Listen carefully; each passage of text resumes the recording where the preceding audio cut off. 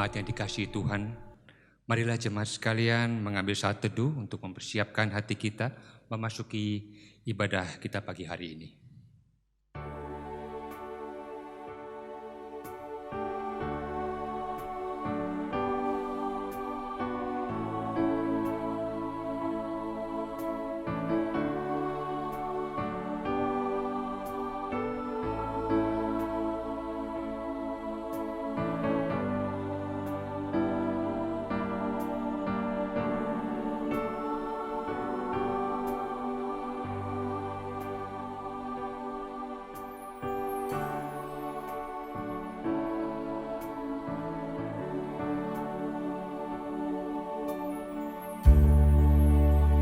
Tuhan itu Raja, maka bangsa-bangsa gemetar. Ia duduk di atas kerup-kerup, maka bumi goyang. Tuhan itu maha besar di Sion, dan ia tinggi mengatasi segala bangsa. Biarlah mereka menyanyikan syukur bagi namamu yang besar dan dahsyat. Kuduslah ia. Raja yang kuat, yang mencintai hukum, Engkaulah yang menegakkan kebenaran.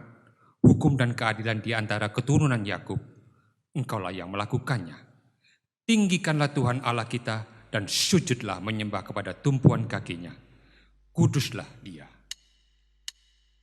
Ibadah pada hari ini kami mulai dalam nama Allah Bapa, dalam nama Tuhan Yesus Roh Kudus. Kiranya Allah berkati kita sekalian. Kupujimu Tuhan. Pujilah Tuhan yang Maha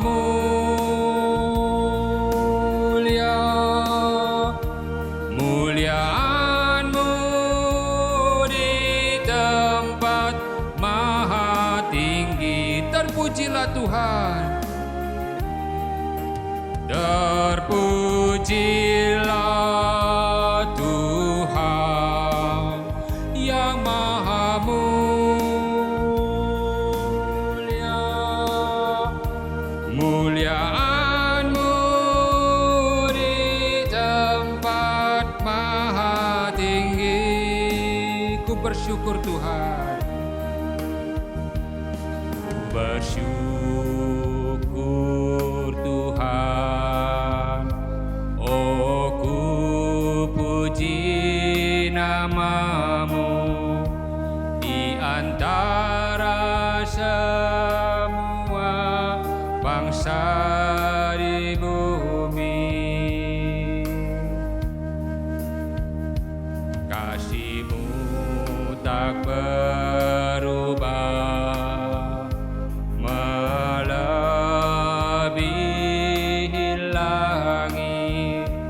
kesetiaan-Mu sampai di angkasa tinggi. Terpujilah Tuhan. Terpujilah Tuhan yang Maha Mulia. Muliaan-Mu di tempat maha tinggi. Terpujilah Tuhan yang Maha Mulia.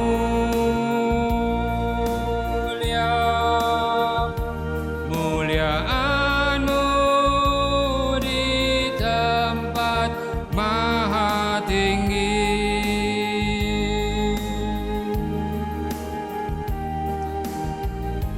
Mari kita tundukkan kepala, kita berdoa bersama kembali. Bapa Surgawi, kembali kami jemaat-Mu sekalian datang dan ingin beribadah, memuji dan menyembah-Mu di dalam ibadah online kami hari ini. Kami percaya ya Bapa, sekalipun kami terpisah dari setiap kediaman kami masing-masing, namun kami beriman bahwa jarak, ruang, dan waktu tidak membatasi lawatan-Mu dan hadirat-Mu atas kami jemaat-Mu sekalian. Kami bersyukur ya Tuhan, sekalipun pandemi Kau izinkan terjadi di negara kami, namun pemeliharaan-Mu tak pernah meninggalkan kami yang selalu mengandalkan-Mu. Kami tetap menyerahkan seluruh perjalanan hidup kami ke depan ke dalam tangan pengasihan-Mu ya Bapa. Mohon ya Tuhan, jagai dan topang kami selalu, baik kami yang masih sehat maupun yang telah Kau izinkan yang terpapar COVID, dalam naungan perlindungan malaikat terang Tuhan Yesus selalu. Bapa Surgawi, kami menyadari bahwa tidak seorang pun dari kami yang layak menghampiri hadirat-Mu saat ini. Kami menyadari kami datang membawa segala dosa dan keberdosaan kami. Dan kami bertelut di kaki-Mu, memohonkan anugerah kemurahan pengampunan-Mu bagi kami sekalian, Jemaat Sion Istana Regensi yang Kau kasihi. Ya Aba ya Bapa, ampunilah kembali segala keberdosaan kami umat-Mu saat ini. Bukakanlah mata hati kami sekalian untuk dapat melihat dan menyadari kemelekatan hati kami akan kedagingan kami yang belum dapat kami tinggalkan. Mohon ya Tuhan, singkapkan dan bukakan mata hati kami untuk dapat melihat dan merasakan serta bertindak seturut dengan kebenaran firman-Mu. Selanjutnya ya Tuhan, bentuk dan ubah kami seturut dalam kehendak ajaran-Mu. Bapa Surgawi, selanjutnya kami mohon pimpinan-Mu atas sekalian kami umat-Mu yang menghampiri-Mu, yang ingin menaikkan puji-pujian, menyembah dan mendengarkan akan kebenaran firman-Mu dari awal hingga akhir ibadah kami hari ini. Kalau ada kuasa lain yang mengganggu dan mencuri hadirat dan kemuliaan-Mu, kami tolak dalam nama Tuhan Yesus Kristus. Inilah doa syukur kami dan permohonan pengampunan dosa kami umat-Mu. Hanya dalam nama Tuhan Yesus kami mengucap syukur dan berdoa. Amin. Jemaat dipersilakan duduk kembali. Berita anugerah hari ini terambil dari Filipi 4 ayat 6-7. Demikian bunyi firman Tuhan. Janganlah hendaknya kamu khawatir tentang apapun juga, tetapi nyatakanlah dalam segala hal keinginanmu kepada Allah dalam doa dan permohonan dengan ucapan syukur. Damai sejahtera Allah yang melampaui segala akal akan memelihara hati dan pikiranmu dalam Kristus Yesus. Dan petunjuk hidup baru hari ini terambil dari Mazmur 55 ayat 23. Serahkanlah khawatirmu kepada Tuhan, maka Ia akan memelihara engkau. Tidak untuk selama-lamanya dibiarkannya orang benar itu goyah. Mari sekalian umat Tuhan bersama-sama meresponi berita anugerah dan petunjuk hidup baru hari ini dengan menaikkan sebuah pujian yang meyakinkan kita bahwa tidak ada sesuatu pun yang perlu kita khawatirkan dalam hidup ini, karenanya kita harus beriman bahwa Tuhan menguasai hari esok kita sekalian. Kita pujikan bersama-sama. Aku tahu Tuhan menguasai hari esok. KPPK 223.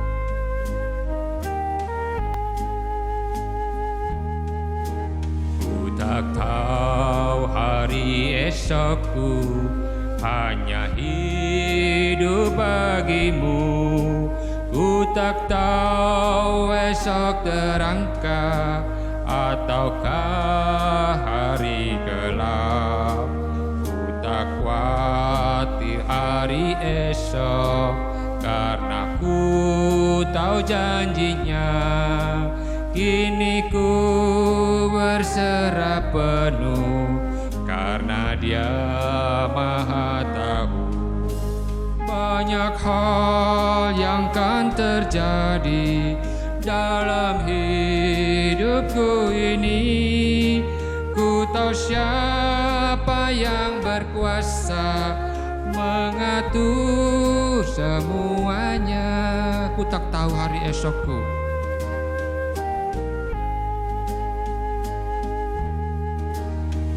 Tak tahu hari esokku, mungkin miskin terlantar. Burung bunga kau pelihara, aku di antaranya. Jalanku kan kau ratakan, firman-Mu beri penerang. Hidupku kau pandu selalu, cara-Mu beri lindungan. Banyak hal yang kan terjadi dalam hidupku ini. Ku tahu siapa yang berkuasa mengatur semuanya. Meski jalan makin terang,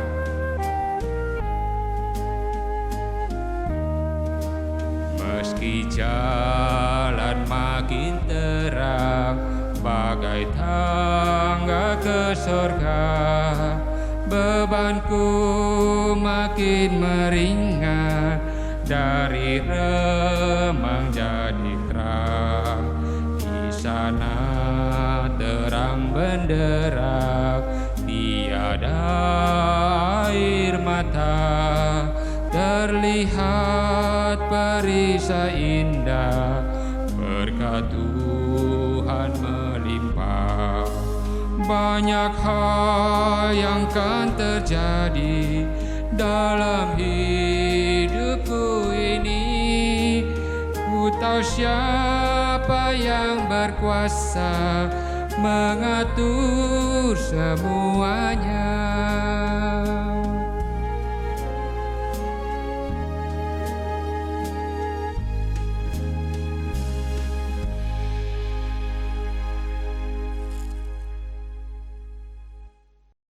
Saya mengundang jemaat sekalian untuk bangkit berdiri.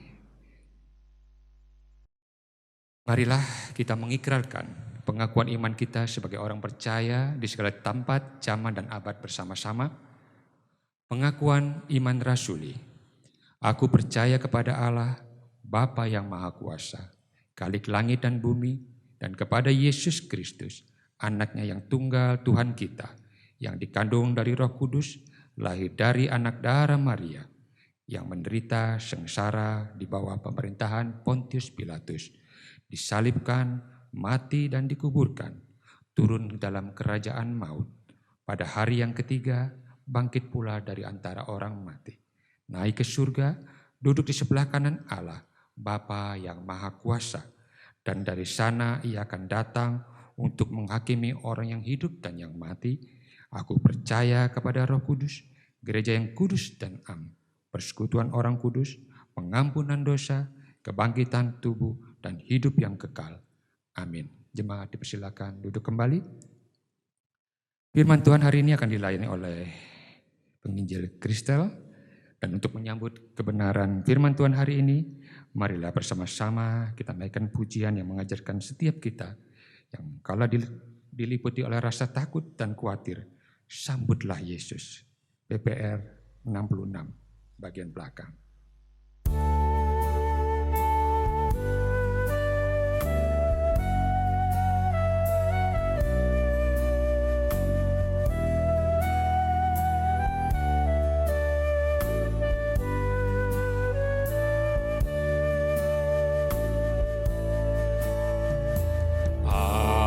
Apa kau merasa tanggungan sangat berat dan kau tidak tahu jalan mana akan kau tuju? Bila rasa lemah hadapi hidup ini, Yesus mau tolong bila kau berseru. Dia selalu mendengar doa orang yang lesu. Jalan sertanya dalam kasih-Nya setiap waktu. Bila kau kecewa, ingatlah yang kau perlu. Sambutlah Yesus, Ia akan menyambutmu. Apakah hidupmu syarat dengan duka nestapa?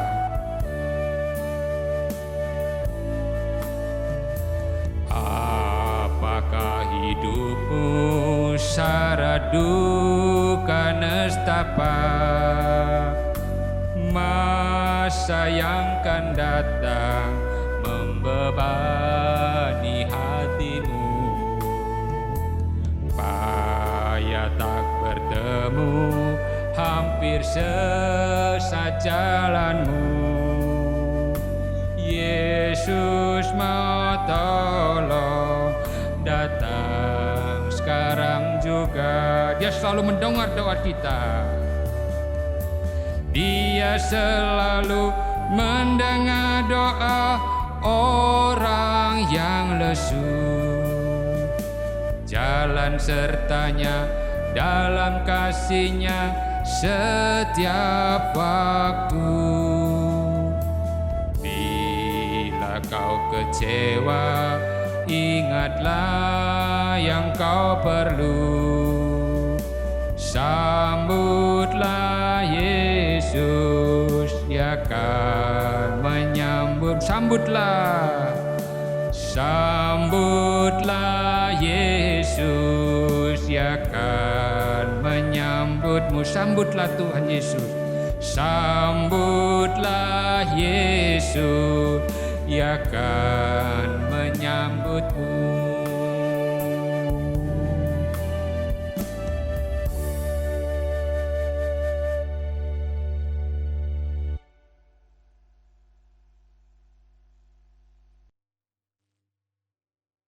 Shalom, selamat pagi jemaat yang terkasih dalam Tuhan kita Yesus Kristus.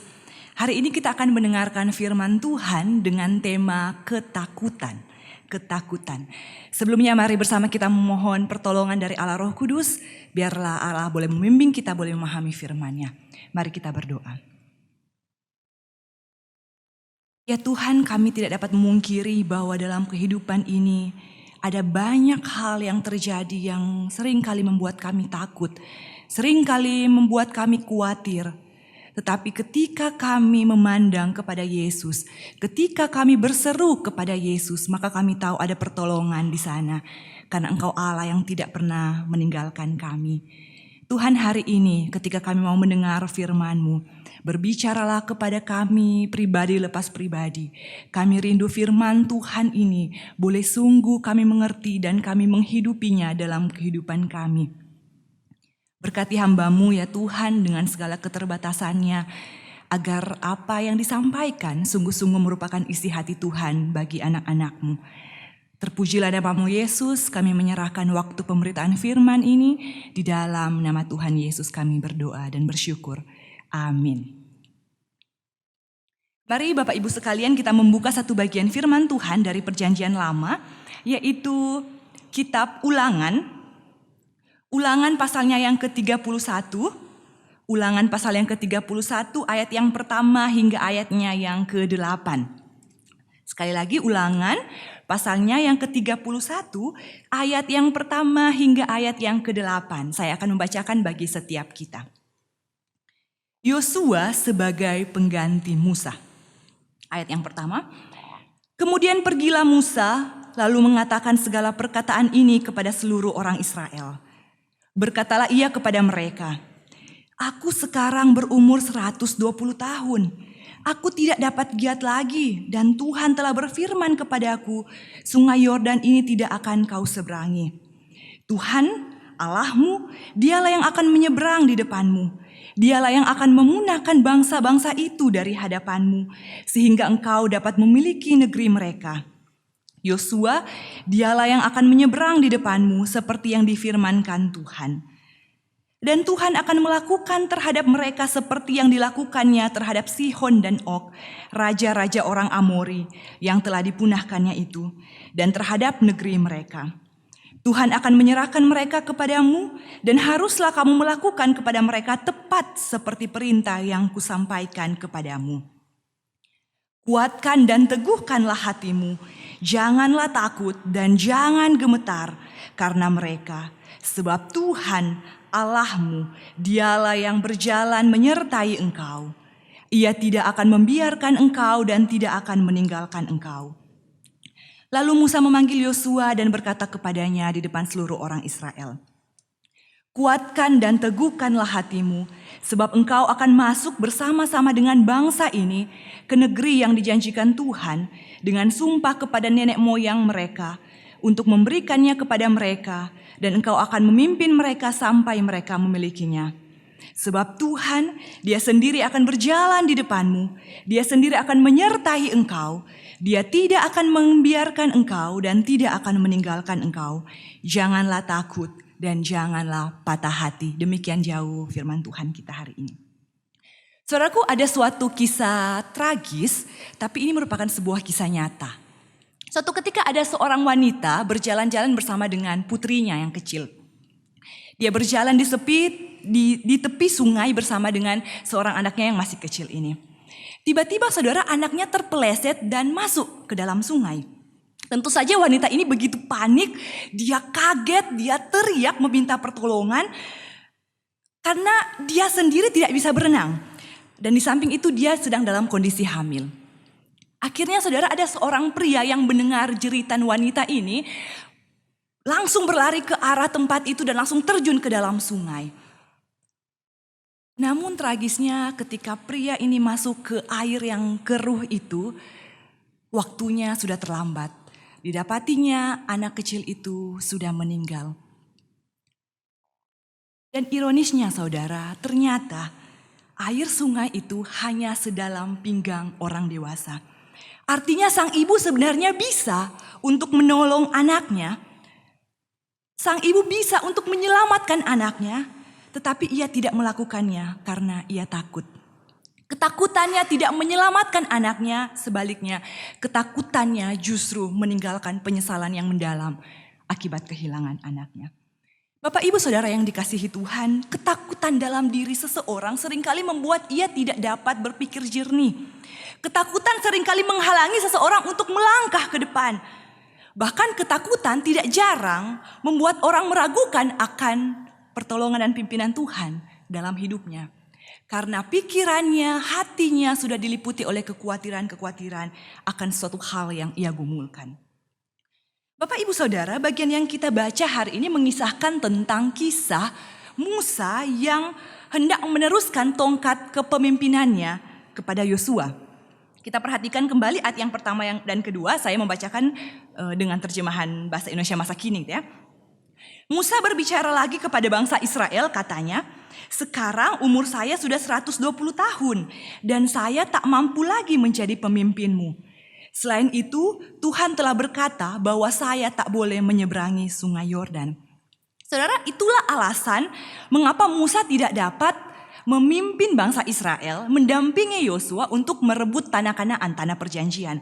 Bukan karena ia tidak mau, tetapi karena dia melihat sendiri kondisi fisiknya yang sudah renta. Usianya waktu itu 120 tahun. Dia merasa bahwa saya sudah gak mampu lagi memimpin kalian masuk ke tanah perjanjian. Dan alasan kedua adalah karena Tuhan sendiri berfirman kepada Musa bahwa dia tidak boleh menyeberang sungai Yordan. Saudaraku, siapa orang yang diberikan tanggung jawab untuk menggantikan Musa? Yosua. Saudara, kira-kira berapa umur Yosua waktu diberikan tanggung jawab untuk memimpin bangsa Israel masuk ke tanah Kanaan? Ada yang bisa tebak? Seorang sejarawan Yahudi pada abad pertama bernama Flavius Josephus, dia mengatakan begini, dia mencatat bahwa Yosua meninggal 20 tahun setelah dia merebut dan memasuki tanah Kanaan. Dan menurut Yosua 24 ayat 29 di bagian akhir kitab Yosua, Yosua itu meninggal pada umur 110 tahun.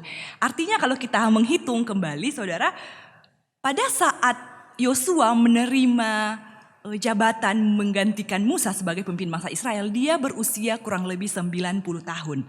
Bukan usia yang muda lagi bisa dikatakan seperti itu. Dan Alkitab mencatat ada beberapa peristiwa di mana Musa itu punya pelayanan bersama dengan Yosua. Bahkan Yosua menjadi orang kepercayaan Musa. Saudaraku, apakah Yosua tahu bagaimana selama ini Allah sudah menolong Musa? Tentu saja. Apakah Yosua tahu bahwa Tuhan Allah selama ini sudah menyertai bangsa Israel dan memimpin bangsa Israel? Tentu saja. Tetapi ketika Yosua dipilih untuk menggantikan Musa, apa yang disampaikan Musa kepadanya? Saudara, kita perhatikan kembali bagian yang kita baca di ayat yang ketiga sampai ke-8. Apa yang menjadi penekanan pesan Musa kepada bangsa Israel dan khususnya kepada Yosua? Ayat yang ketiga di sana dikatakan Tuhan sendiri yang akan memimpin Yosua dan bangsa Israel. Tuhan Allah yang memimpin Musa adalah Tuhan yang sama yang akan memimpin Yosua dan bangsa Israel. Kemudian di ayat yang ke-6 dan ayat yang ke-7, di sana juga dikatakan, kuatkan dan teguhkanlah hatimu. 2 kali pengulangan di sana, kuatkan dan teguhkanlah hatimu. Kemudian ayat yang ke-6 dan ayat yang ke-8, 2 kali juga Tuhan mengatakan melalui nabinya Musa, jangan takut dan jangan gemetar, janganlah patah hati. Dan 2 kali juga di ayat yang ke-6 dan ayat yang ke-8, firman Tuhan mencatat, jangan takut, jangan gemetar, karena Tuhan sendiri akan menyertai. Dia tidak akan membiarkan dan tidak akan meninggalkan. Saudaraku yang terkasih, mengapa Musa perlu mengatakan dan menekankan hal ini berulang-ulang kali? Apakah karena Yosua kurang beriman? Ataukah apakah karena Yosua itu punya pengalaman dengan Tuhan itu sangat kurang? Saya rasa bukan itu saudara alasannya. Ketakutan itu manusiawi. Manusiawi artinya ketakutan bisa dialami oleh siapa saja. Oleh setiap manusia. Termasuk orang percaya, termasuk para hamba Tuhan, pendeta, majelis, pengurus gereja, termasuk Yosua. Ketika Yosua memimpin bangsa Israel yang dikenal dengan tegar tengkuknya, bisa saja terlintas dalam pikiran Yosua ketakutan. Bagaimana kalau orang Israel gak mau dengerin dia? Bagaimana kalau orang Israel tidak mau mengikuti pimpinannya? Atau mungkin ketika Yosua memasuki tanah Kanaan, merebut tanah Kanaan itu, ia mendapati bahwa di sana diam bangsa-bangsa yang kuat-kuat. Kota-kotanya berkubu dan sangat besar. Dan mungkin saja itu bisa membuat dia ciut dan gemetar. Oleh sebab itu penting bagi Musa untuk mengingatkan Yosua dan bangsa Israel sekali lagi. Jangan takut. Tuhanlah yang akan melakukan bagiannya. Saudaraku, yang menariknya adalah ketika Musa meninggal, dalam Yosua pasal yang pertama, Tuhan kembali berfirman kepada Yosua. Dikatakan di sana, sesudah Musa hamba Tuhan itu mati, berfirmanlah Tuhan kepada Yosua bin Nun, abdi Musa itu demikian. Hambaku Musa telah mati, sebab itu bersiaplah sekarang, seberangilah sungai Yordan ini. Ketika Allah berfirman untuk Yosua itu bersiap-siap untuk menyeberangi sungai Yordan, Allah kembali mengatakan hal yang sama kepada Yosua, bahkan lebih lagi diulangi. Ya. Tuhan menegaskan, bahkan meneguhkan kembali dalam Yosua pasal yang pertama ini. 3 kali, kalau yang tadi 2 kali, kalau ini 3 kali. Tuhan berfirman sendiri kepada Yosua di ayatnya yang ke-6. Kuatkan dan teguhkanlah hatimu, sebab engkaulah yang akan memimpin bangsa ini. Ayatnya yang ke-7, hanya kuatkan dan teguhkanlah hatimu dengan sungguh-sungguh. Ayat yang ke-9, bukankah telah kuperintahkan kepadamu, kuatkan dan teguhkanlah hatimu? Janganlah kecut dan tawar hati, sebab Tuhan Allahmu menyertai engkau kemanapun engkau pergi. 3 kali Tuhan berfirman lagi kepada Yosua, kuatkan dan teguhkan hatimu. Dan 1 kali konfirmasi dari bangsa Israel yang kita bisa lihat di ayatnya yang ke-18. Hanya kuatkan dan teguhkanlah hatimu. Seperti aku menyertai Musa, demikianlah firman Tuhan. Aku akan menyertai engkau. Aku tidak akan membiarkan engkau dan tidak akan meninggalkan engkau. Yosua 1 ayatnya yang ke-5. Saudaraku yang terkasih, takut adalah reaksi yang wajar, gitu ya. Reaksi wajar manusia terhadap segala macam kesulitan dan bahaya. Ketakutan itu bisa datang kapan saja tanpa kita undang. Namun Allah tidak ingin kita terlalu fokus kepada kesulitan dan ketakutan kita. Allah tidak ingin kita dilumpuhkan oleh ketakutan-ketakutan kita. Oleh sebab itu kita terus butuh firman Tuhan, bahkan konfirmasi dari orang-orang percaya lainnya. Untuk mengingatkan kita bahwa, hei, kamu gak perlu takut. Kenapa? Jangan takut. Kenapa? Bukan karena kita mampu, saudara. Bukan karena kita bisa. Bukan karena kita hebat. Tapi karena Tuhan kita yang hebat. Tapi karena Tuhan menyertai kita. Dan Yesus, saudara, berkali-kali berkata kepada murid-muridnya, jangan takut. Dan setiap kali Yesus mengatakannya, Yesus menggunakan kata kerja yang mengandung arti berkelanjutan. Dengan kata lain, Yesus berkata kepada mereka, jangan terus-menerus merasa takut. Atau jangan terus-menerus hidup dalam ketakutanmu. Kenapa? Karena ada Tuhan. Ada Tuhan yang menyertai dan berjalan bersama dengan kita. Pertanyaannya saudara, peka enggak kita kepada kehadiran Tuhan? Peka enggak kita bahwa ada Tuhan yang berjalan bersama dan menyertai kita? Masalahnya saudara, seringkali kita itu enggak peka sama Tuhan. Masalahnya seringkali kita terlalu terlarut dalam ketakutan kita dan kita enggak sadar bahwa ternyata ada Tuhan di samping kita, menyertai kita dan berjalan bersama dengan kita. Saudaraku, ada sebuah kisah tentang proses pendidikan anak di sebuah suku pedalaman. Suku dari etnis Indian ini memiliki cara yang unik untuk mendewasakan anak laki-laki mereka. Ketika seseorang anak dianggap cukup umur untuk menjadi dewasa, mereka akan diuji. Sang anak ini akan diuji. Dan tidak semua anak ini bisa langsung dewasa tanpa lulus dari tes yang berat ini. Pada malam yang telah ditentukan, si anak ini akan dibawa pergi oleh seorang pria yang bukan keluarganya dengan mata tertutup. Anak tersebut dibawa untuk masuk ke dalam hutan belantara dan ketika hari sudah gelap, tutup matanya akan dibuka. Dan anak ini akan ditinggalkan sendirian. Anak ini akan dinyatakan lulus dan diterima sebagai orang dewasa jika dalam sepanjang malam dia melewatinya tidak dengan menangis atau tidak berteriak sampai pagi. Nah, si anak ini saudara harus mengikuti proses ini sendirian. Nyalinya benar-benar diuji. Malam yang begitu gelap bahkan siapapun tidak dapat melihat telapak tangannya sendiri. Dengan kondisi ini tentu saja anak yang masih umur segitu pasti akan sangat ketakutan. Dia harus menyiapkan mentalnya untuk menghadapi ganasnya alam. Hawa udara yang dingin, celah-celah hutan yang mengeluarkan suara menyeramkan, belum lagi ada bebunyian yang gemerisik. Dan tidak jarang bahkan beberapa kali terdapat suara auman serigala. Tentunya anak ini akan semakin takut. Tetapi ia tidak punya pilihan lain selain diam, tidak boleh teriak dan tidak boleh menangis. Supaya dia bisa lulus dalam ujian ini. Dia hanya bisa berdoa supaya tidak terjadi apa-apa. Dan dia bisa selamat sampai pagi tiba. Saudaraku, cahaya mulai tampak sedikit demi sedikit, si anak mulai merasa lega. Wah, sudah mulai pagi, akhirnya ujian ini sudah akan selesai. Dia begitu gembira, dia begitu girang. Namun dia melihat di sekelilingnya dan betapa kagetnya dia ketika tahu ternyata ayah kandungnya berdiri tidak jauh di belakang dia. Berjaga semalam suntuk dengan berbagai senjata, melindungi anaknya dari berbagai keganasan alam.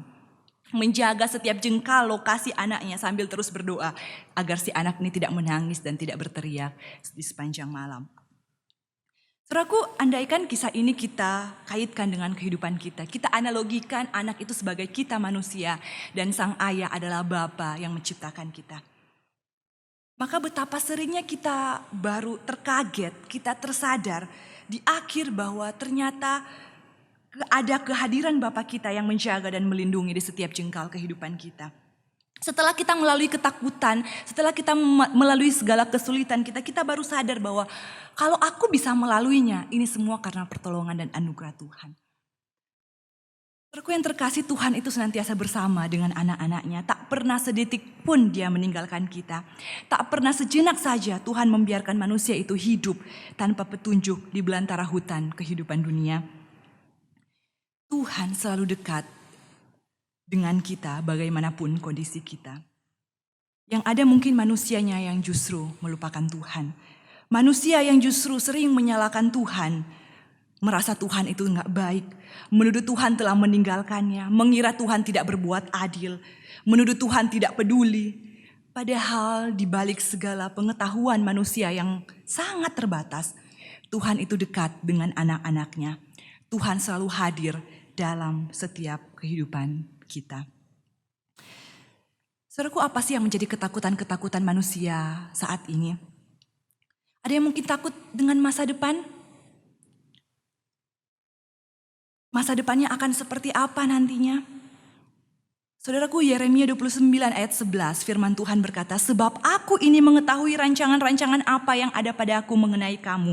Demikianlah firman Tuhan, yaitu rancangan damai sejahtera dan bukan rancangan kecelakaan, untuk memberikan kepadamu hari depan yang penuh harapan.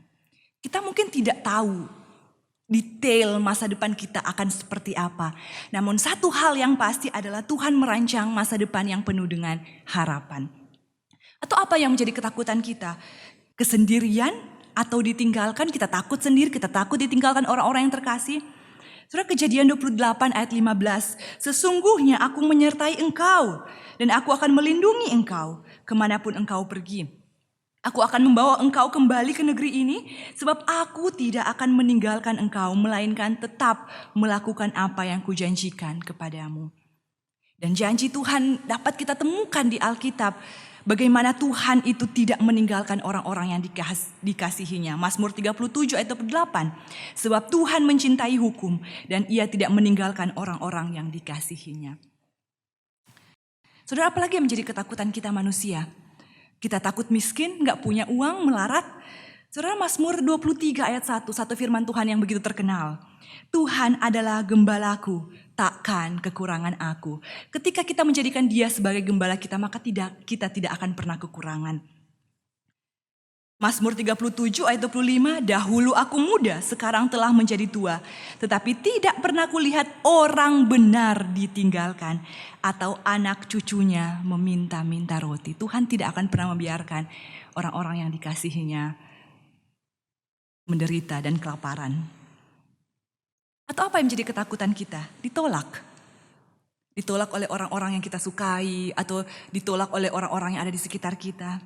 Yohanes 6 ayat 37, semua yang diberikan Bapa kepadaku akan datang kepadaku.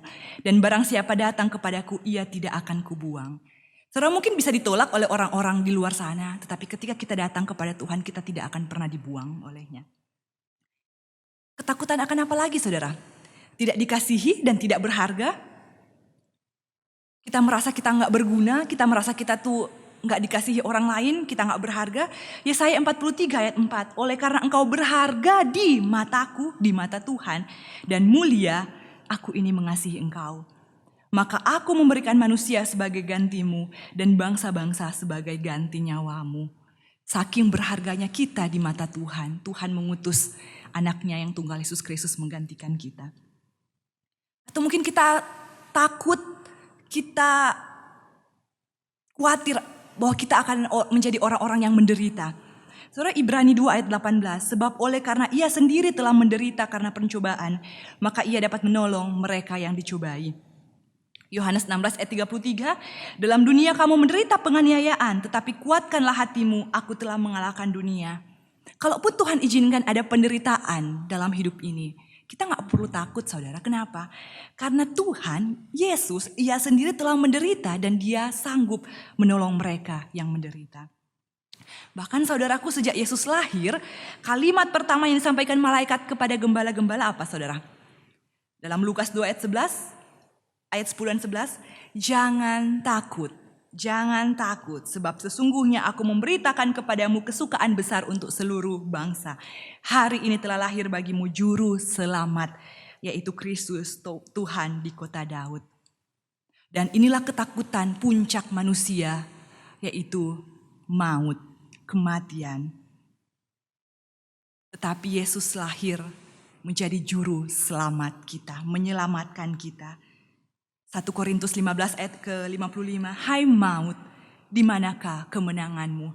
Hai maut, di manakah sengatmu? Ibrani 2 ayat 14b sampai 15. Supaya oleh kematiannya ia memusnahkan dia, yaitu iblis yang berkuasa atas maut. Dan supaya dengan jalan demikian ia membebaskan mereka yang seumur hidupnya berada dalam perhambaan oleh karena takutnya kepada maut. Saudaraku, hari ini apa yang menjadi ketakutan kita? Tidakkah Yesus sanggup untuk menolong kita? Ia yang tidak menyayangkan anaknya sendiri, tetapi yang menyerahkannya bagi kita semua. Bagaimana mungkin ia tidak mengaruniakan segala sesuatu kepada kita bersama-sama dengan dia? Roma 8 ayat 32. Saudaraku, saya mendapatkan satu kutipan yang sangat baik, yang mengingatkan saya juga dan mengingatkan setiap kita hari ini. When you focus on your problems, it gives you more problems. But when you focus on God, He gives you solutions. Ketika kita fokus kepada problem hidup kita, permasalahan kita, maka itu hanya akan menambah masalah. Masalah itu gak akan pernah habis. Tapi ketika kita fokus kepada Allah, Dia akan memberikan solusi. Kenapa saudara? Because God is bigger than your worries. God is bigger than your fears. God is bigger than the giants we face. Tuhan itu jauh lebih besar daripada kekhawatiran kita. Allah kita jauh lebih besar dari segala ketakutan-ketakutan kita. Dan Allah itu jauh lebih besar dari raksasa yang mungkin kita hadapi saat ini. Terkasih, ingatkah saudara kisah di mana Yesus berjalan di atas air? Matius mencatat bahwa dikisahkan murid-murid pada waktu itu naik perahu dan Yesus waktu itu masih berdoa. Yesus tidak berserta dengan mereka. Ketika perahu sudah ada di tengah-tengah danau, terjadilah angin sakal. Angin sakal itu angin yang berlawan arah dengan perahu gitu ya. Perahu itu diombang-ambingkan, gelombang menerpa perahu itu. Mereka sangat takut dan kira-kira jam 3 malam atau jam 3 subuh, mereka melihat Yesus berjalan di atas air dan mereka teriak, "Tolong, itu hantu!" Gitu. Tapi Yesus langsung menjawab, "Tenanglah, aku Yesus, jangan takut." Dan saudara, ketika Yesus berkata seperti itu, seorang muridnya yaitu Petrus berkata, "Kalau memang engkau Yesus, suruhlah saya berjalan di atas air." Kemudian Yesus berkata apa? "Datanglah." Jadi Petrus turun dari perahu dan berjalan di atas air dan datang kepada Yesus. Tetapi saudara, waktu Petrus melihat betapa besarnya angin di danau itu, ia takut dan mulai tenggelam dan berteriak, "Tuhan, tolonglah." Saudara yang terkasih, kalau kita cermati kisah ini, kenapa Petrus bisa tenggelam? Apa karena Petrus tidak bisa berenang? Tidak mungkin, karena dia seorang nelayan. Saudara, ayat 30 mencatat, ketika Petrus merasa ada tiupan angin, atau dalam terjemahan masa kini, ketika Petrus melihat betapa besarnya angin di danau itu, ia takut dan mulai tenggelam. Ketika dia lihat angin, dia merasakan tiupan angin, dia takut dan dia mulai tenggelam. Kenapa sebelumnya Petrus tidak tenggelam? Bukannya waktu itu juga masih ada angin? Karena sebelumnya Yesus sendiri yang meyakinkan Petrus, "Tenanglah, aku ini, jangan takut." Apakah Petrus tahu bahwa Yesus ada di sana? Ya. Petrus tahu dan dia melihat dengan mata kepala sendiri bahwa ada Yesus di depan dia yang mengulurkan tangannya, "Datanglah, tenanglah, aku ini, jangan takut." Tapi kenapa saudara dia masih tenggelam? Karena Petrus berubah fokus. Karena dia berubah fokus. Ketika Petrus memandang hanya kepada Yesus yang ada di depan matanya dia dan tidak lagi berfokus kepada gelombang angin yang besar, dia tidak merasakan ketakutan. Karena dia tahu, oke, ada Yesus di depan sana. Yesus sendiri yang berkata, "Tenanglah, aku ini, jangan takut."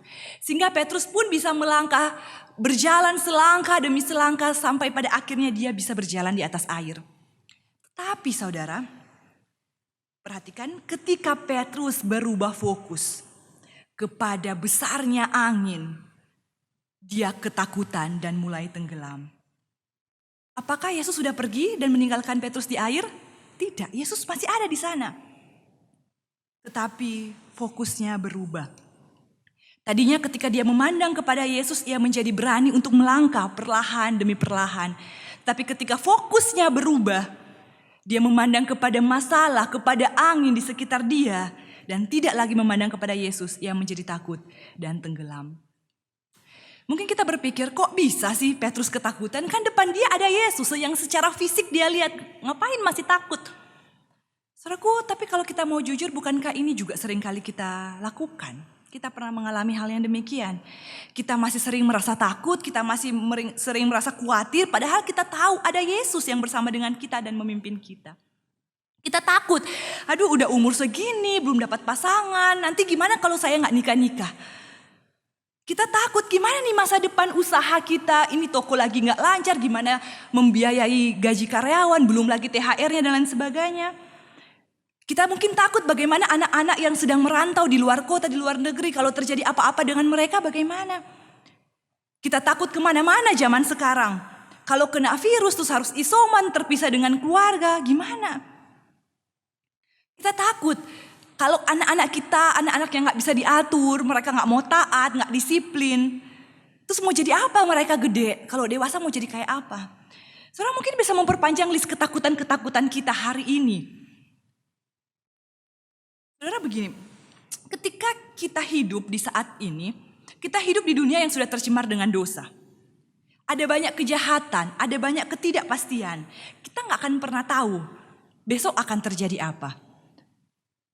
Dan dengan kondisi dunia yang seperti ini, sebagai manusia yang terbatas, kita bisa saja mengkhawatirkan atau menakutkan banyak hal. Akan tetapi saudara, apa atau siapa yang menjadi fokus kita akan menentukan bagaimana reaksi dan tindakan kita. Sekali lagi, apa atau siapa yang menjadi fokus kita akan menentukan bagaimana reaksi dan tindakan kita. Cara pandang kita menentukan cara hidup kita. Saudaraku, saya ingin menggambarkannya seperti ini. Saudara, bisakah saudara meletakkan jari telunjuk di depan wajah saudara? Kurang lebih sejengkal, ya, sejengkal. Taruh di depan di depan wajah saudara gitu ya. Sudah? Nah, coba sekarang saudara fokuskan mata saudara itu di telunjuk. Fokus ke telunjuk. Apa yang terjadi? Apa yang saudara lihat? Ketika kita fokus ke telunjuk, maka telunjuk itu menjadi jelas. Sebaliknya, di belakang, pemandangan di belakang itu akan menjadi blur, bukan? Coba sekarang dibalik. Kita fokus ke belakang dan kita abaikan telunjuk di depan kita. Apa yang terjadi? Yang terjadi sebaliknya, yang di belakang itu menjadi jelas, sedangkan telunjuk saudara itu menjadi kabur, blur gitu ya, atau tidak fokus. Saudaraku, demikianlah dengan kehidupan kita sebagai orang percaya. Jika dalam kehidupan ini kita hanya berfokus kepada masalah yang ada di depan kita, maka kita nggak akan pernah sadar, kita nggak akan menyadari bahwa ternyata Tuhan itu menyertai kita. Kita nggak akan bisa melihat dengan jelas bahwa Tuhan itu ada di samping kita. Bahwa ada tangan Tuhan yang terulur untuk menolong kita, mengangkat kita dari permasalahan dan ketakutan kita. Sebaliknya saudara, ketika kita berfokus kepada Tuhan, maka apa yang kita alami saudara? Kita bisa merasakan damai sejahtera. Karena Tuhan bisa mengubah duka cita menjadi sukacita, ketakutan menjadi kekuatan. Saudaraku yang terkasih, Timothy Keller pernah menuliskan demikian. The peace of God is not the absence of fear. It, in fact, in His presence. Damai sejahtera Allah bukanlah tidak adanya rasa takut. Tetapi damai sejahtera Allah ada di dalam kehadirannya Tuhan. Damai sejahtera Allah didapat ketika kita ada dalam hadiratnya. Sebagai manusia, saudara, kita nggak akan mungkin bisa menghilangkan 100% ketakutan kita.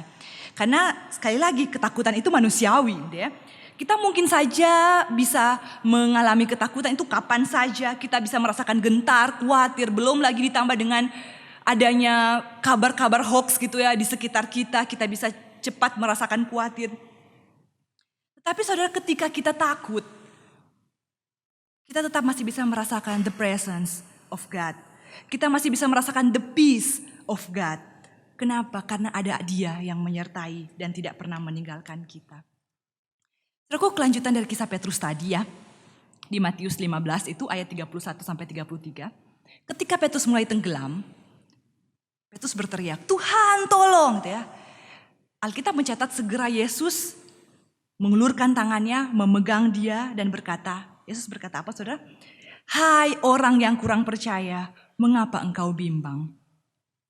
Saudara, perhatikan perkataan Yesus kepada Petrus ini. Yesus menegur Petrus, "Hai orang yang kurang percaya, mengapa engkau bimbang?" Saudara, terjemahan asli kalimat ini seperti ini. "Mengapa kamu tidak benar-benar percaya kepadaku bahwa aku dapat membantumu?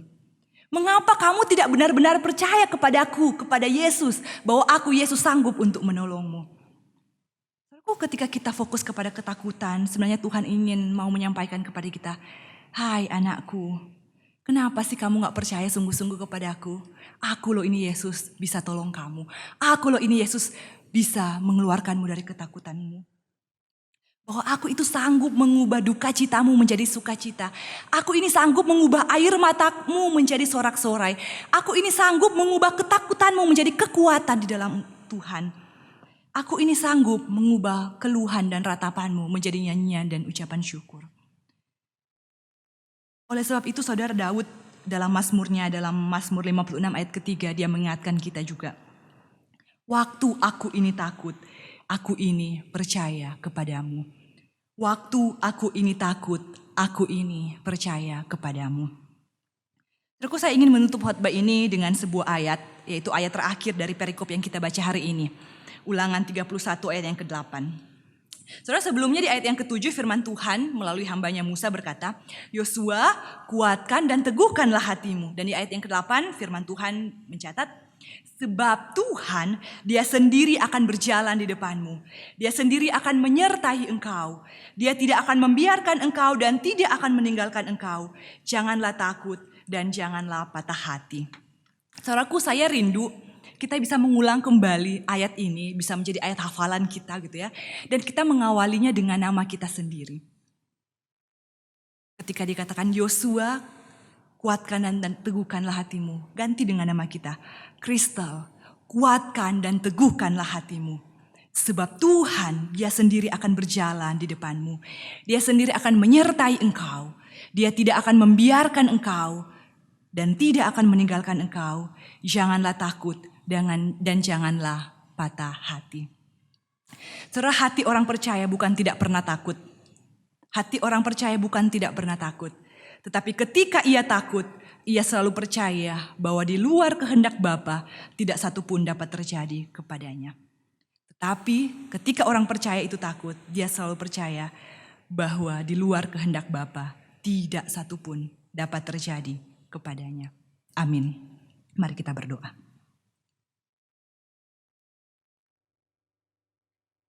Ya Tuhan, sesungguhnya tidak ada lagi satupun yang dapat membuat kami takut di dunia ini. Karena janji-Mu ya dan amin. Janji-Mu berulang kali kami dengar, bahkan kami renungkan di hari ini. Jangan takut, kuatkan dan teguhkanlah hatimu, jangan gentar, jangan patah hati. Sebab aku Allah menyertai engkau, berjalan bersama dengan engkau. Tuhan, biarlah firman-Mu ini sungguh-sungguh masuk di dalam hidup kami, dalam hati kami. Ketika kami takut, kami tetap percaya bahwa tidak ada satupun dapat terjadi di luar kehendak-Mu ya Tuhan. Sehingga apapun yang kami alami hari ini, mungkin penderitaan, mungkin sakit penyakit, kesulitan, duka cita. Kami tahu Tuhan izinkan itu terjadi. Dan Tuhan tidak pernah meninggalkan kami. Karena Tuhan ada menyertai kami. Tuhan ada di samping kami, bahkan memeluk kami dalam ketakutan, kesulitan yang kami hadapi. Tuhan, terima kasih untuk firman-Mu hari ini. Terus ingatkan kami ya Tuhan, ketika kami menjadi anak-anak-Mu yang berjalan hari demi hari dalam dunia yang penuh dengan ketidakpastian ini. Ingatkan kami Tuhan, ada Engkau yang terus memegang tangan kami. Kami tidak perlu takut, kami tidak perlu khawatir. Kami harus menguatkan hati kami. Karena Engkau menyertai dan terus menolong kami. Terima kasih Tuhan, terpujilah nama-Mu. Dalam nama Tuhan Yesus kami berdoa. Amin.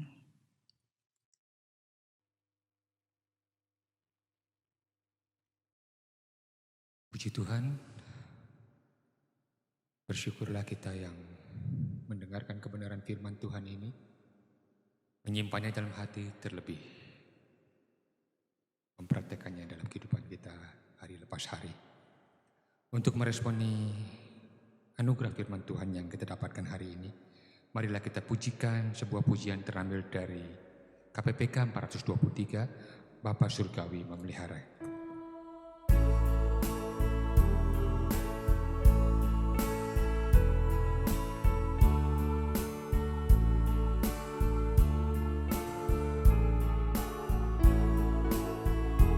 Hanya kepadanya kita berharap.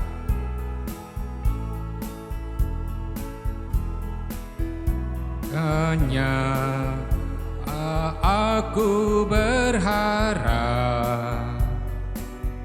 di darat atau lautan yang gelap, setiap saat. Ku berharap Bapa surgawi memeliharaku. Aku berharap pada Tuhanku di ngarai atau lautan menderu. Ku tak gentar, ya tak ingkar, Bapa surgawi memeliharaku. Bunga di padang Bapa menjaga.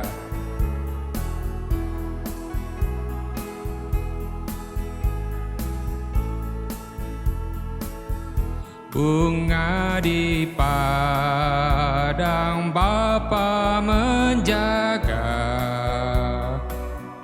dan burung pun ia menuntun pulang. Kasih-Nya yang limpah ruah,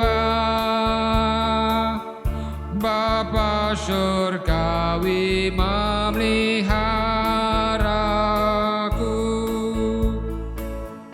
Aku berharap pada Tuhanku di ngarai atau lautan menderu. Ku tak gentar, ya tak ingkar, Bapa surgawi memelihara. Bapa surgawi memeliharaku. Bapa surgawi memelihara. Bapa surgawi memeliharaku. Bapa surgawi memeliharaku. Mari kita dudukkan kepala, kita berdoa. Kami mengucap syukur untuk kebesaran firman-Mu yang sudah menguatkan hati kami. Kami menyadari bahwa tidak seorang pun dari kami umat-Mu yang lepas daripada rasa khawatir dan takut. Karenanya Tuhan, taruhlah harapan kami di dalam ketegaran hati dan percaya bahwa penyertaan dan pimpinan-Mu tidak pernah salah. Bapa surgawi, bawalah hidup kami di dalam rasa aman dan rasa damai ketika kami mempercayakan hidup kami kepadamu. Terima kasih Tuhan untuk kebesaran firman-Mu. Kiranya firman-Mu ini menjadi bekal dalam kehidupan kami, terkhusus menghadapi kondisi pandemi yang ada saat ini. Kami membawa doa syafaat kami di hadapan-Mu ya Bapa. Kiranya Engkau memberkati setiap kami umat-Mu yang terdampak oleh kondisi pandemi saat ini. Biarlah pertolongan-Mu Tuhan memberikan kami keberanian untuk tetap beraktivitas seperti biasa dan meyakini bahwa Tuhan adalah Allah yang Immanuel, Allah yang menyertai kami dimanapun kami berada. Bapa surgawi, kami menitipkan teman-teman kami, saudara-saudara kami yang mengalami kesulitan ekonomi, yang mengalami kekurangan. Kiranya kasih dan pertolongan-Mu, Engkau boleh menggerakkan setiap kami untuk berbagian, menolong dan membawa mereka di dalam rasa aman dan percaya bahwa mereka pun tidak pernah ditinggalkan. Bapa surgawi, kami berdoa juga untuk keutuhan keluarga Kristen. Kalau mereka menghadapi pencobaan ini, mereka mungkin resah dan takut, mereka menjadi khawatir dan menjadi penuh dengan kecemasan. Kami percaya Bapa, Engkau sendiri yang akan menopang dan meliharakan mereka. Kami juga mau berdoa Tuhan, kiranya setiap umat-Mu senantiasa mengandalkan Tuhan dalam membangun kehidupan doa dan komunikasi dengan Engkau dengan intim. Sehingga mereka boleh memahami akan kehendak dan perjalanan hidup mereka. Bapa surgawi, kami berdoa untuk gereja kami, di mana saat ini setiap jemaat kami sedang mempersiapkan proses perancangan program tahun 2022 nanti. Kiranya setiap bidang dan komisi yang persiapkannya, baik yang ada di pusat maupun yang ada di pos PI, Kau berkati dalam perancangan-perancangan sempurna. Kiranya Kau sendiri yang menuntun mereka untuk boleh memberikan program yang terbaik bagi Tuhan di dalam jemaat-Mu. Berkati juga ya Bapa untuk proses penggantian majelis, juga untuk penggantian para pengurus komisi dan bidang di setiap gereja pusat maupun di pos-pos PI yang ada. Kiranya Tuhan juga memberikan hikmat kepada para majelis yang ada untuk mengambil suatu tindakan yang bijaksana, sehingga memilih dan memilah mereka yang mau melayani sungguh ada di dalam hikmat-Mu dalam keputusan mereka Bapa. Terima kasih Tuhan, kami berdoa sekali lagi menyerahkan pemerintahan kami dalam tangan-Mu, khususnya menghadapi permasalahan nasional dalam menghadapi pandemi ini Bapa. Berkatilah Bapak Presiden kami untuk boleh mengatur sedemikian rupa sehingga bangsa ini boleh melalui masalah pandemi ini di dalam pertolongan Tuhan. Berikanlah mereka roh takut akan Tuhan dari pemerintahan pusat sampai daerah, sehingga mereka boleh tunduk di dalam kasih dan pertolongan-Mu. Bapa, berkatilah para nakes dan para dokter yang ada, kiranya ketersediaan yang terus semakin berkurang kalau mereka harus mengorbankan nyawanya. Kau memberkati di dalam daya-tahan tubuh yang ada. Berkati bangsa kami boleh melewati pandemi ini di dalam pimpinan-Mu. Terima kasih Bapa. Inilah doa-doa syafaat kami dan kami mengakhirinya dengan doa yang telah Engkau ajarkan. Bapa kami yang di surga, dikuduskanlah nama-Mu, datanglah kerajaan-Mu. Jadilah kehendak-Mu di bumi seperti di surga. Berikanlah kami pada hari ini makanan kami yang secukupnya, dan ampunilah akan kesalahan kami seperti kami juga mengampuni orang bersalah kepada kami. Dan jangan bawa kami ke dalam pencobaan, tetapi lepaskanlah kami dari yang jahat, karena Engkau yang mempunyai kerajaan, kuasa, dan kemuliaan sampai selama-lamanya. Amin. Tiba waktunya bagi kita sekalian untuk memberikan persembahan yang terbaik bagi Tuhan. Bagi jemaat yang sudah terbiasa menggunakan fasilitas QRIS BCA, dipersilakan memanfaatkannya dengan men-scan barcode QRIS yang ada di layar Bapak Ibu Saudara-saudari kalian. Dan bila jemaat sekalian lebih nyaman dengan mengumpulkannya di rumah dan kemudian membawanya ke gereja, dapat dipersilakan juga. Dan untuk menghantar persembahannya akan kita berikan kepada Tuhan hari ini, marilah kita naikkan pujian terambil dari KPPK 146, Beritahu Yesus.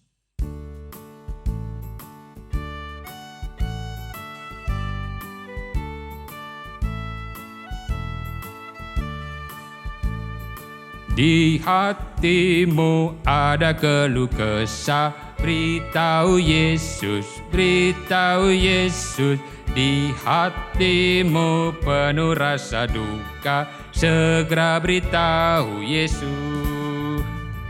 Beritahu Yesus, beritahu Yesus, Yesus mengasihimu.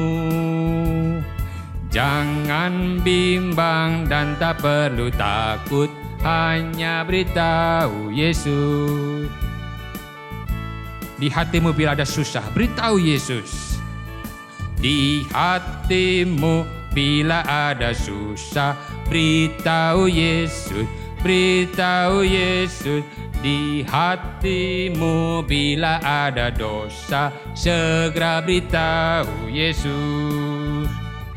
Beritahu Yesus, beritahu Yesus, Yesus mengasihimu.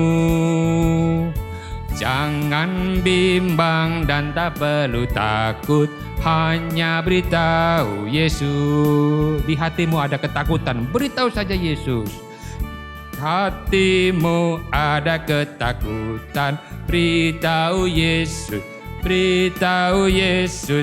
Di hatimu bila ada khawatir, segera beritahu Yesus. Beritahu Yesus, beritahu Yesus, Yesus mengasihimu. Jangan bimbang dan tak perlu takut, hanya beritahu Yesus.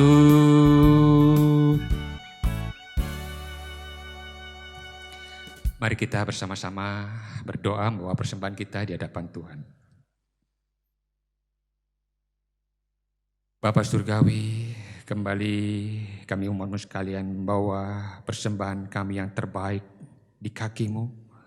Kami berterima kasih atas kesempatan untuk boleh memberikan persembahan atas apa yang Tuhan sudah berikan bagi kami sekalian sepanjang minggu ini.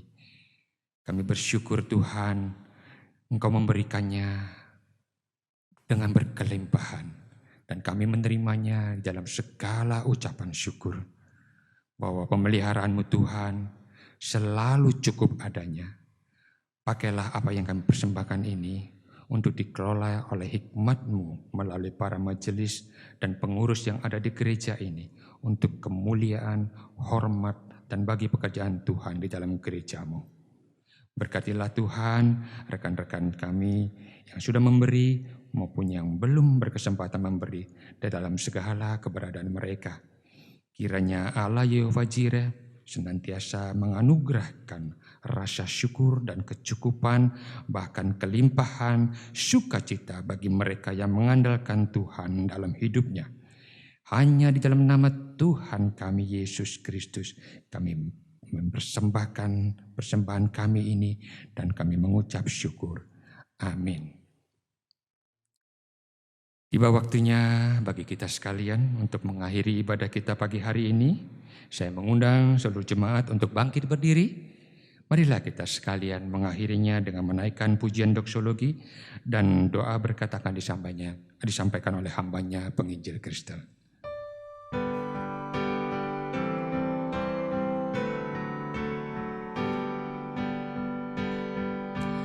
Puji Allah sumber berkah, puji Dia semua ciptaannya, puji Dia para malaikat, Bapa, Putra, dan Roh Kudus.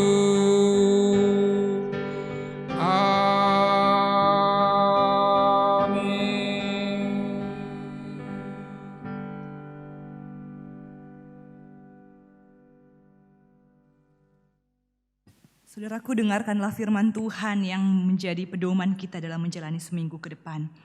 Janganlah hendaknya kamu khawatir tentang apapun juga, tetapi nyatakanlah dalam segala hal keinginanmu kepada Allah dalam doa dan permohonan dengan ucapan syukur. Damai sejahtera Allah yang melampaui segala akal akan memelihara hati dan pikiranmu dalam Kristus Yesus. Mari kita menerima berkat Tuhan. Kiranya damai sejahtera dari Allah Bapa kita, kasih yang sempurna, yang menyelamatkan dari Tuhan kita Yesus Kristus, pertolongan penghiburan dari Allah Roh Kudus, menyertai setiap kita dari saat ini sampai selama-lamanya. Amin.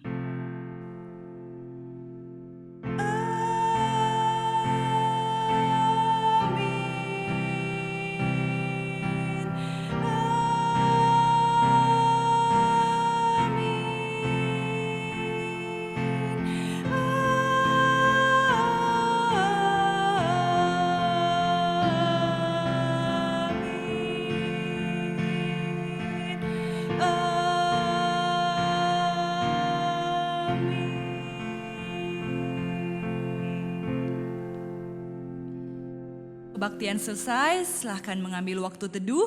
Tuhan Yesus memberkati. Selamat hari Minggu.